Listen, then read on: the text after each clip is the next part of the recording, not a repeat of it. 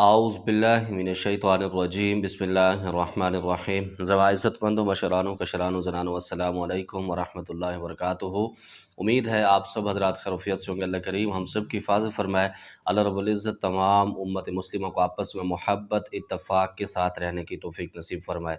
मुअज़्ज़ज़ ख़वातीन व हज़रात, कुछ लोग तस्वीर के ऊपर मोहब्बत का अमल करते हैं, कुछ लोग ज़बान बंदी का अमल करते हैं। आज की वीडियो में आपको बताएंगे इसकी हकीकत क्या है, इससे कुछ फ़ायदा भी हासिल होता है या नहीं होता, यह सिर्फ़ एक शोख्ताबाजी है। इस पर एक सवाल भी है, जनाब अगर किसी की तस्वीर को वज़न के नीचे दम करके दबा दिया जाए और तस्वीर को कितने दिन तक रखना चाहिए? अमल ये था कि एक लड़का बदतमीज़ी कर रहा था बहुत ज़्यादा, और बहुत दफ़ा समझाया, बाज नहीं आ रहा था। मैंने अमल करके इसकी तस्वीर पर वज़न डाल दिया है, अब उसकी बकवास बंद हो गई है।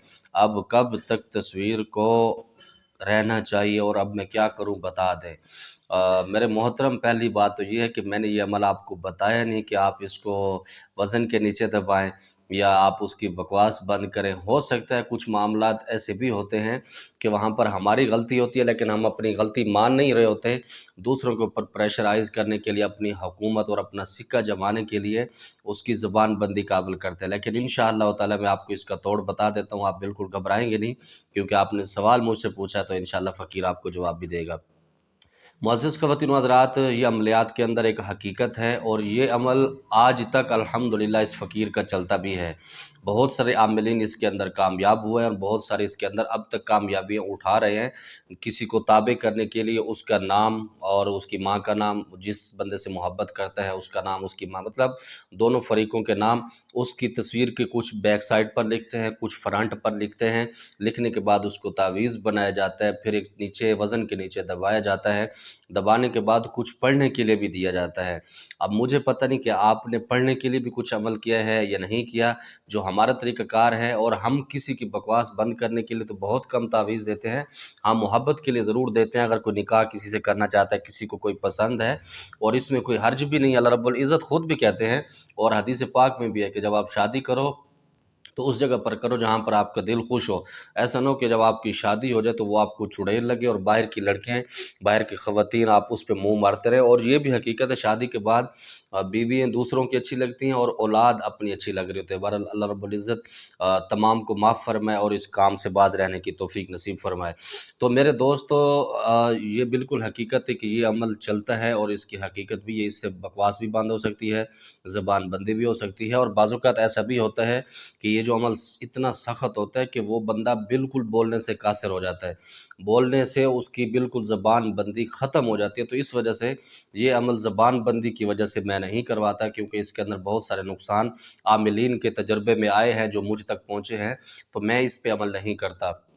रही दूसरी बात कि ये अमल करना चाहिए या नहीं करना चाहिए, मेरे मोहतरम, ऐसा होता है कि बाज़ औक़ात जब हम गलती पर होते हैं, हम किसी को इंतकाम लेने के लिए, किसी को तंग करने के लिए जब हम उसकी ज़ुबान बंदी करते हैं, तो क़यामत वाले दिन अल्लाह रब्बुल इज़्ज़त की बारगाह में हमें इसका जवाब देना पड़ेगा। अल्लाह रब्बुल इज़्ज़त बताएँगे कि उस वक़्त मैंने आपको अख्तियार दिया था, आपने इसकी ज़ुबान बंद कर दी थी, आज टूल अख्तियार अल्लाह रब्बुल इज़्ज़त फ़रमाएँगे मेरे पास है, तो अब मुझे इसका हिसाब दो।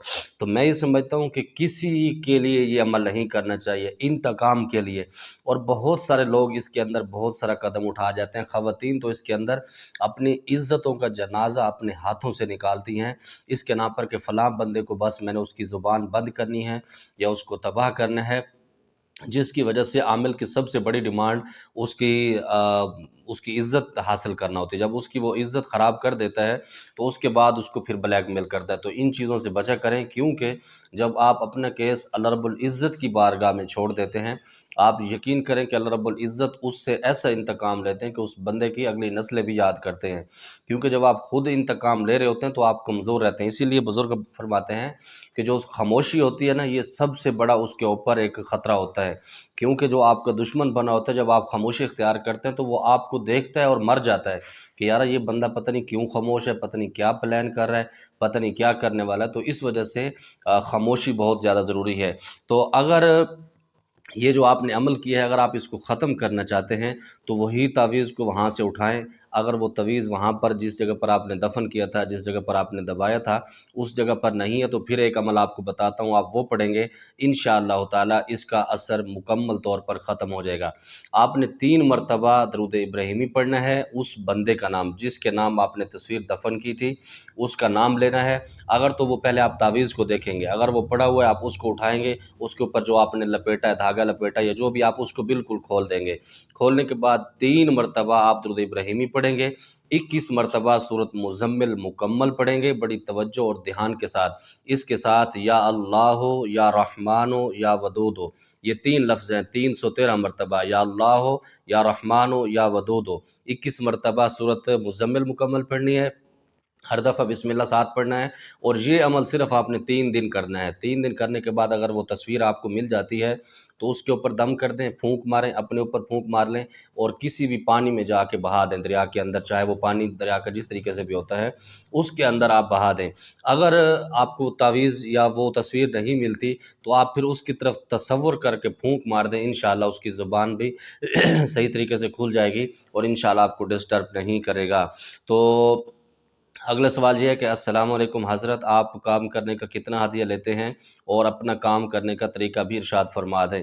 بابا ہدیہ کے حوالے سے تو یہ ہے کہ میں مریض کی بعض اوقات کیفیت دیکھتا ہوں کہ وہ دے پاتا ہے یا نہیں دے پاتا، کیونکہ دادا جی یہی فرماتے تھے کہ آپ کی یہ ذمہ داری، جب مریض آپ کے پاس ہے تو آپ اس کو نوٹ کیا کریں کہ اس کے پاس واپس جانے کا کرایہ بھی ہے کہ نہیں۔ اگر اس کے پاس واپس کا کرایہ نہیں ہے تو آپ اس سے ڈیمانڈ کر رہے ہیں تو آپ دنیا کے سب سے غلیظ ترین انسان ہیں۔ یہ دادا جی رحمۃ اللہ علیہ کے یہ لفظ ہوتے تھے۔ تو اگر میں اس سے یہ ڈیمانڈ کروں گا تو پھر تو میں غلیظ انسان ہوں۔ ہاں، مجھے پتہ لگ جائے کہ یہ بندہ پیسے والا بھی ہے اور جان کے نہیں دے رہا، تو اس سے پیسے نکالنا یہ فرض ہے، کیونکہ آپ اس سے پیسہ لیں، غریبوں کے اندر تقسیم کر دیں، اور الحمدللہ اس غریب کا بھی یہی مشغلہ ہے۔ جو مالدار ہوتے ہیں ان سے پیسے ضرور فیس لیتا ہوں، پھر لوگوں کے اندر تقسیم بھی کرتا ہوں، اپنے بچوں پہ بھی اس کو خرچ کرتا ہوں، کیونکہ میں بھی اس کے لیے ٹائم دیتا ہوں۔ تو اس میں یہ اس چیز کا بڑے، اب یہ آپ کہیں گے کہ آپ کو کیسے پتہ لگتا ہے کہ یہ پیسے اس کے پاس ہیں یا نہیں ہیں؟ تو بھائی یہی ایک ایکسپیرینس ہے، جو 16ویں سال میں جا رہا ہوں تو یہی کچھ سیکھا ہے۔ مریض کا تشخیص کرنا، مریض کا بات کرنے کا انداز کیسا ہے، کہ یہ مریض پہلے محبت سے بات کرے گا، پھر ہمیں دھمکیاں دے گا، بہت بڑی بڑی ہمیں ایجنسیوں کے نام بتائے گا، تو یہ ساری چیزیں اسی سے سیکھ جاتا ہوں الحمدللہ۔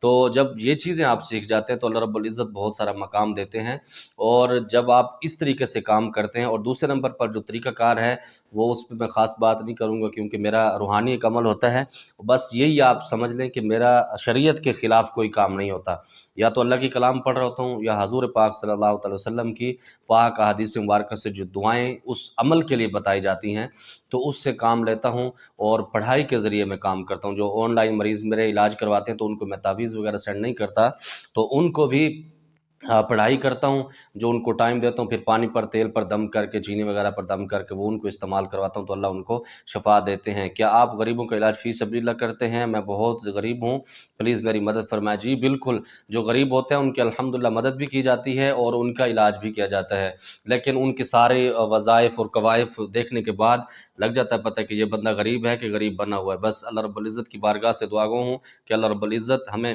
انتقام سے بچائے اور آپس کی دشمنیوں کو محبت میں تبدیل فرمائے۔ بس زماد پر خاص دعاؤں کا ادا اللہ پامان۔ السلام علیکم۔